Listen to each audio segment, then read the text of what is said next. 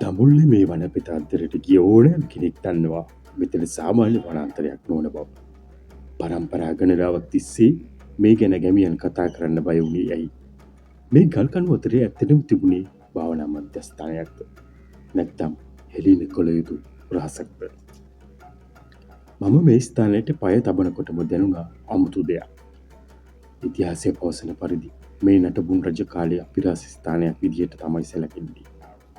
බැලූ බැල්මට මේවා සාමාන්‍ය ගල්කණු වගේ පෙනුනත් මේ කැටයම් වල සැඟවුණු අර්ථයක් තියෙනවා. පුරා විද්‍යාඥයින් පවා මේ කැටයම් වල රටාව ගැන තවම පරීක්ෂා කරනවා. මේක කටකතාවක්ද නැත්නම් සැබෑවක්ද? ගැමියන් පවසන අන්දමට මේ ප්‍රදේශයේ රාත්‍රී කාලයට අමුතු ශබ්ද ඇහෙනවා. මම තනියම මේ වනාන්තරයේ මැද ඉන්නකොට මටත් දැනුනේ මාව කවුරු හරි නිරීක්ෂණය කරනවා වගේ හැඟීමක්.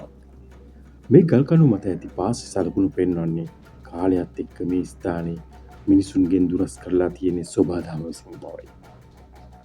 ඉතිහාසයේ සැඟවුණු මේ අපිරාස් වලින් අපිට ඉගෙන ගන්න දේවල් ගොඩක් තියෙනවා. නම් සමහර රහස් එහෙමම තියෙන එක තමයි හොඳ. ඔබේ මතය අනුව මේක කලා නිර්මාණයක්ද? නැත්නම් අභිරහස් ශක්තියක් තියෙන තැනක්ද? මට පාලින් කමෙන්ට් කරන්න. මේ ගවේෂණයේ ඊළඟ කොටසින් අපි බලමු මේ වනාන්තරයේ තවත් සැඟවුණු රහසක් ගැන. ඔබට සුබ දවසක්. මම සුරේෂ්.